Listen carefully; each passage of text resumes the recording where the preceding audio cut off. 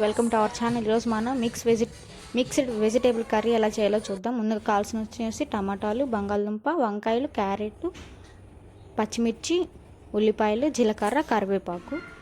ముందుగా stove on చేసి stove మీద ప్యాన్ పెట్టి ఆ ప్యాన్లో ఒక 2 స్పూన్స్ ఆయిల్ హీట్ ఎక్కాక 1 స్పూన్ జీలకర్ర వేసాక 2 పచ్చిమిర్చి, కొంచెం కరివేపాకు, ఒక పెద్ద సైజు ఉల్లిపాయ కట్ చేసి పెట్టుకున్నాను. ఇప్పుడు మనం ఉల్లిపాయ యాడ్ చేసుకోవాలి. ఒకసారి బాగా కలుపుకోవాలి ఉల్లిపాయని.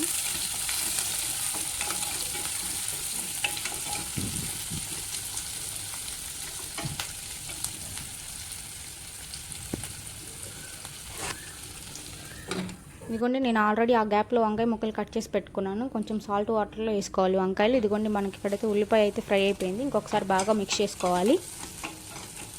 ఈ గ్యాప్లో మనం మిగిలిపోయిన వెజిటేబుల్స్ కూడా అన్నీ కట్ చేసుకోవచ్చు. నేను ఇక్కడ కొంచెం వెల్లుల్లిపాయలు రెండు వేసాను. ఇదిగోండి, ఇంకొకసారి బాగా కలుపుకోవాలి. తర్వాత వంకాయ ముక్కలు యాడ్ చేసుకోవాలి. వంకాయ వేసుకున్న తర్వాత బాగా తిప్పుకోవాలి. తర్వాత మూత పెట్టి ఒక 2 మినిట్స్ వదిలేయాలి. ఈ గ్యాప్లో మనం క్యారెట్ అవి కట్ చేసుకోవచ్చు. క్యారెట్, బంగాళదుంప. ఇదిగోండి, నేను 2 మినిట్స్ తర్వాత ఓపెన్ చేసి చూపిస్తున్నాను చూడండి. ఇంకొకసారి బాగా మిక్స్ చేసుకోవాలి.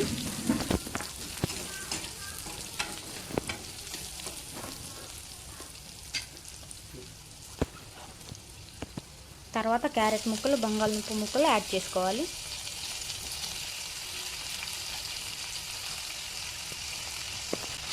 ఒకసారి బాగా తిప్పుకోవాలి.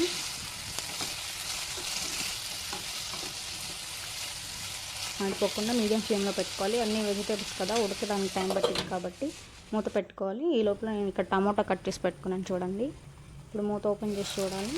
ఒక 2 మినిట్స్ తర్వాత ఒకసారి బాగా మాడిపోకుండా కింద నుండి పైకి వరకు బాగా కలుపుకోవాలి.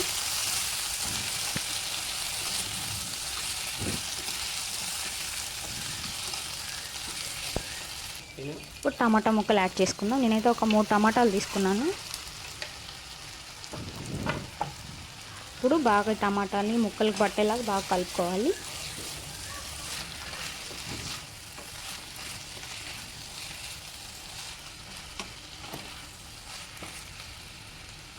కలుపుకున్న తర్వాత నా టేస్ట్కి తగినంత సాల్ట్ వేసుకుంటున్నాను. ఇక్కడ నాకైతే 1.5 స్పూన్ పట్టింది.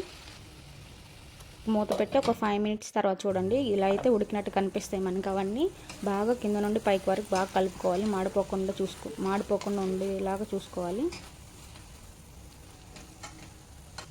తర్వాత నేను కొంచెం 1.5 స్పూన్ కారం యాడ్ చేసుకుంటున్నాను.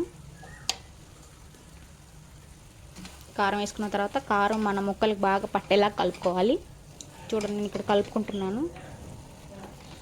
తర్వాత ఒక చిన్న గ్లాస్ వాటర్ యాడ్ చేసుకుంటున్నాను నేను.